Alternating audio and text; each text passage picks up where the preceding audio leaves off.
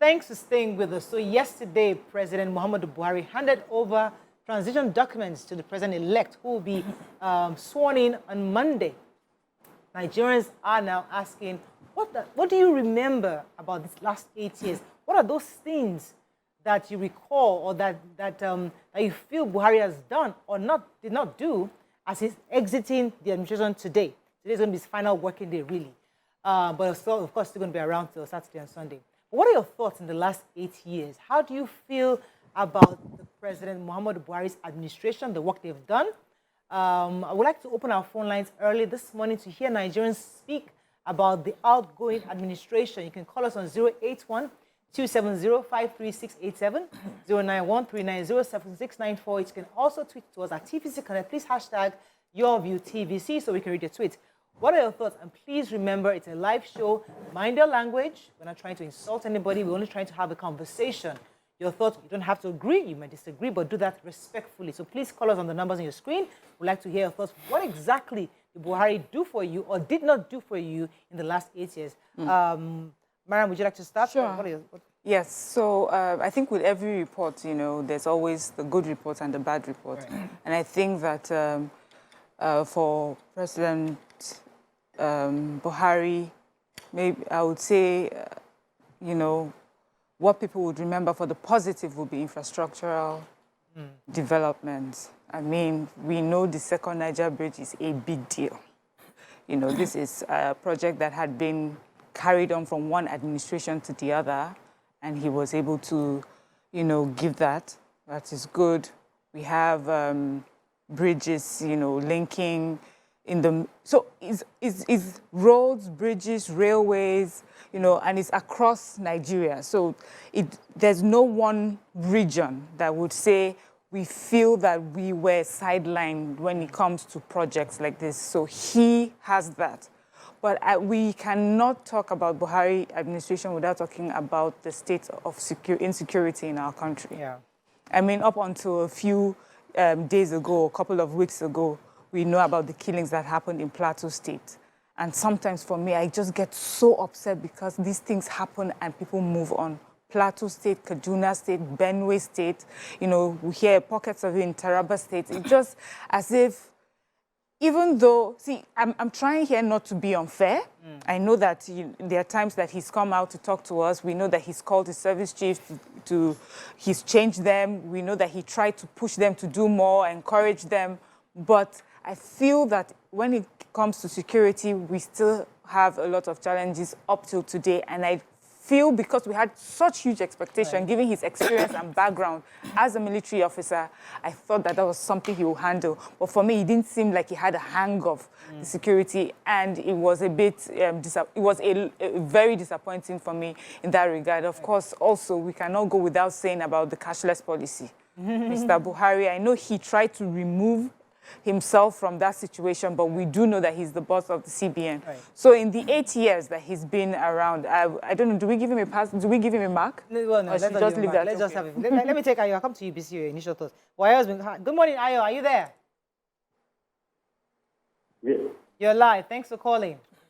Yes, good morning. Morning.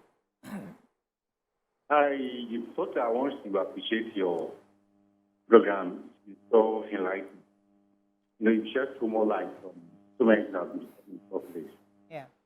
Thank you. Kudos to you. Thank you, sir. Yes, if you're talking about private administration, if you wouldn't mind, I want you to stretch down to, all the government that are handing over. Talking as well from our hand here, last week. Talking about the hard-growing government. Which state? Like you said the other time, we don't want to use that word. But we thank God for this very administration. It's been so helpful, and it kind of, what we are experiencing in Plateau, sometimes it's quite different from what the media houses, Okay. Ayo, it's difficult to hear you, Ayo, very well. It's a bit muffled. I'm so sorry. I do apologize. We'll try to call you back. BC, what are your thoughts many people are giving their own thoughts and comments on Buhari's administration. 8 years, how do you think of his? I have mixed feelings. I think the scorecard is really low, and I think we had to just keep reducing the marks. You know, like when you write JAM, and you know, some subjects have different cutoff. Some courses that you want to study have different cutoff marks. Some universities have different cutoff marks. So some will have 160 for subject, others 200, others 220. You know, and I feel like Nigerians, after a while, kept reducing it. So when he came into power initially in 2015, the scorecard that they wanted to use for him was really high. People had expected a lot from him, being an ex-general in the country. People had known him for his lack of corruption. People had known him for integrity. And that was the benchmark, or, you know, that people voted for him. And so the expectations were really high. But when he got into power, and after all that adjustment of who he has come, and then people look around and see nothing is happening, and everybody relaxed, and we started hearing corruption in different agencies. It was deep. People were like, are you sure the president is aware that this is happening? Because, you know, the campaign basically was, we are going to fight corruption. It was one of the things that he held on to. And Nigerians really needed a change, because if corruption is curbed, we find that monies meant to be used judiciously for the people will be deployed. And then we'll see, you know, results. But then it seemed like he wasn't even understanding what was going on. It seemed like, you know, sorry to pause you. You know, there was a time we were thinking that it doesn't read the same paper that we're reading. Yeah. We say like, maybe they give you 2 days afterwards. Yeah. Because like, are you sure he read the same paper we read? Or maybe somebody just reads for him. You know, Nigerians were now beginning to. So what's happening? Then we went back to, maybe because he's now older, we started making excuses for him. We're lowering the bar. Some people who were close to him would say things like, he's still a very decent person. He's still a very honest. He still has integrity. And probably it's the people surrounding him that are doing things behind. But I will not take away infrastructure from him. I will not take away the fact that the rail lines were opened. We have our waterways open now in majority of some of the states. We have some of these things working. But as a Nigerian, how did it affect me personally? When he came in, rice was 8,000 naira. Now I'm buying 35,000 naira for a bag of rice. That's cheap. 35,000 I bought 45,000 the other day. Trust me, that's cheap. Yes, so I know where I went to buy my own. But I'm telling you, from 8,000 to... And since that time, my salary had not increased. So how does that affect the Nigerian that you're supposed to serve? Let me take this call from Adetoro who's been holding. Good morning, Adetoro. You're live. Thanks for calling. Good morning. Morning, sir. Good morning. Thank you for the good job you are doing for Nigerians. Thank you, sir. Thank you, sir. I was very grateful to President Buhari for his failure concerning education. He has gone down on record as the president as the longest number of months that universities were shut down in Nigeria, putting our children into very difficult situations. Some have to spend 6 years instead of 4 years in the university. That is one. Then in the area of health, I'm not surprised that with the grace Buhari received from Nigerians in getting himself treated at Nigeria's expenses, even now, nobody can say how many millions of pounds of Nigerian money was expended on his health.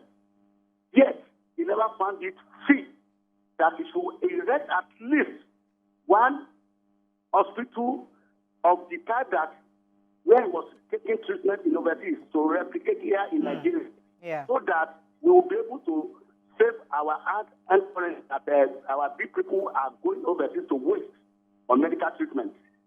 That will still continue now. Thank you and good morning. Thank you so much. Thank you so much, Aditya. Now, some would argue that Buhari's the main issue with Buhari had was his leadership quality, the leadership style that he engaged for this administration. According to many people, they said he had a laissez-faire type of leadership, such that he believed that all the ministers would do their work. He let them do, he just allowed them. He gave them that free hand. Now, unfortunately for that leadership style, you're not very involved in making sure, following up, defining the vision, ensuring that vision is pulled through. You're only just, okay, Mbisi is the Minister of Education. I'm sure he knows what to do. I trust whatever he does. Let him just do it. Compared to somebody else who has a direct, who can say, you know what, my own style is democratic, where both of us will sit down together, let us discuss and agree, and then go find that, formulate something. So his style is probably what then affected all the various education, health, infrastructure, Agriculture. all the various sectors, because it's really about leadership at the end of the day. Yeah. But Mariah, you know that at the end, sorry, darling, you know that at the end of the day, we will judge you as a leader, whatever style you have. Nobody cares, because we all have different personalities here and we work with our personalities. Right. But even in your style, you can find a way to give the people what they want. You can find a way to do your job. You don't say because you're laissez-faire, you relax and you don't even pay attention. When he got into power, he took a long time to get ministers. Yes, we were waiting to appoint ministers. We were waiting. So he didn't seem ready to, we are calling on the president-elect right now to hit the ground flying, hit the ground flying. The other one that passed, that is passing, did he hit the ground flying? We are going to put a lot of pressure on the incoming one now, because we don't want you to spend 8 months getting that. But that was what happened. Now let's talk about the policies that came out of this administration. Okay, so let me pause you for a second, because I want us to go one by one. Okay. Yeah. Let's start with health sector. Yes, I wanted to say something about the leadership style. So laissez-faire, I would look at him as, I look at the president to just, bring it closer home, like a boss in the office. And if you're laissez-faire, it's because you're sure that the people that you have put there are capable of handling it. Right. But laissez-faire does not necessarily mean that you're completely out of the picture. So if you notice that someone is failing, you would step in. And I see that leadership style play out with the CBN governor, where, the administration, the presidency actually said we have nothing to do with him, with this cashless policy. We did not tell him not to follow the court orders. That does not speak well for the presidency, because it made it seem like you were so uninterested on the impact of that policy on Nigerians, even though they were continually crying about it, and you had heard the court. You did not take yourself out of bureaucracy and say, concerning this, I want this done right away. To take yourself out made that administration look bad. The second thing that impacted negatively, I'll go back again to insecurity. We cried for the change of service chiefs. Remember, we made it a topic, went over and over and over again. He was so sure he had put the people there, and especially for that particularly for insecurity, because many people really just voted for the president because of his background, military background. We're just ready. Whatever we're going to face, we'll face it, as long as the insecurity was sorted. And then to hear that your idea was, I've put the people there, they should do the work. We expected you to be at the war front, in fact. In the beginning, that's what we expected. Yes, so, laissez-faire. So I'm hoping that this message, to the one that's incoming would be that we can be laissez-faire, and we can be forceful. Yeah, we need to mix it. The whole thing. It has to be. Let me take. I remember that time when we were hoping that Buhari would go to Maiduguri. I remember that time. I thought we won't at least go and visit them in Maiduguri at that time, but I don't know. Okay, let me take this call from Ibrahim. Thanks for calling, Ibrahim. Yeah, good morning. You're live. Go ahead, please. Thank you for a good job you are doing. Thank you, sir. Actually, about the president, I would say my expectation wasn't that too much high. Yes, I would take for him, but I believe he couldn't have done everything. When we look at we talk about presidents.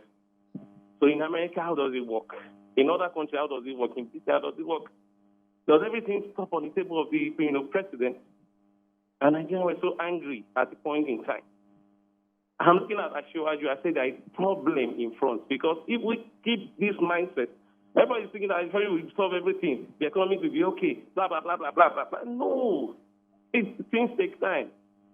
Things will take time. The only thing that if you have confidence, let us support the president. If you don't support the incoming president, if you don't give him the needed support, he will not succeed. We just be angry over social media. I'm looking at 8 years of Ula Balu again. Thank you very much for your comments, Ibrahim. I remember that those who talk about when Buhari was the military head, when he had this autocratic way of leadership where he would say something, he makes a decree, and it is. But he himself told us that, listen, it's because of democracy. When I was a military head, I know what to do. As a military man, he said it himself, as a military man, there's certain things that will get done. But because of democracy, due process, I have to let the court handle certain things. Corruption, you have to go through, let EFCC make their arrest, do investigation, and it's whatever the court happened. If they're able to prove their case, fine. But I cannot interfere. So what I'm not asking is that, is it that it was democracy that tied his hands? Because the kind of leadership Nigeria needs, the kind of drastic leadership we need, such that not all this Oyinbo democracy, and let us discuss it, let us approve it, but we want somebody who can come in and say, you know what, this is the vision, we're all aligned, whether you like it or not. You know, maybe that's what Nigeria needs at this time, before we then eventually evolve to where we can now begin to discuss and be very truly democratic. I don't think democracy tied his hands. I think if you understand your strengths, that being autocratic is the only way and the best way that you can lead, when that autocracy is taken away, you don't opt for leadership. You go back because you know that if you go there, you won't be able to, because this style you cannot deal, right? But then you took up the responsibility because you felt you'll be able to do it. So all those ones are excuses. Democracy didn't tie anybody's hands. I just feel that he came into his rest, especially in this second tenure. The first tenure, he did what he could. The second one, well, let me just rest. Finally, my goal of being a president has been achieved in this life. There is no way, a democratic president, there is no way they will mention the history of Nigeria that my name will not be in print 3 times. You know, the military, the democracy, 2 tenures. So that was all I feel. This is my personal view. Take your call. I've not finished my point. Let me take Patrick. Patrick is holding for a minute. Good morning, Patrick. You're live. Good morning. Thanks for calling. Go ahead, please. Yeah, I'm so happy reaching you people this morning. And thank you very much for what ladies have been doing for Nigerians. But I don't know how Thank you. feel now. You know, the administration of Buhari, it's funny that where do we start from? Is it the security? Is it the food aspect? People are hungry. How I wish people will understand us. We are hungry. People are hungry. Is it the light or what? There's no light everywhere. I mean, It's so hard to hear you, Patrick. I'm not sure what the one phones. Let's go on a quick break. Stay tuned. Your View will be right back.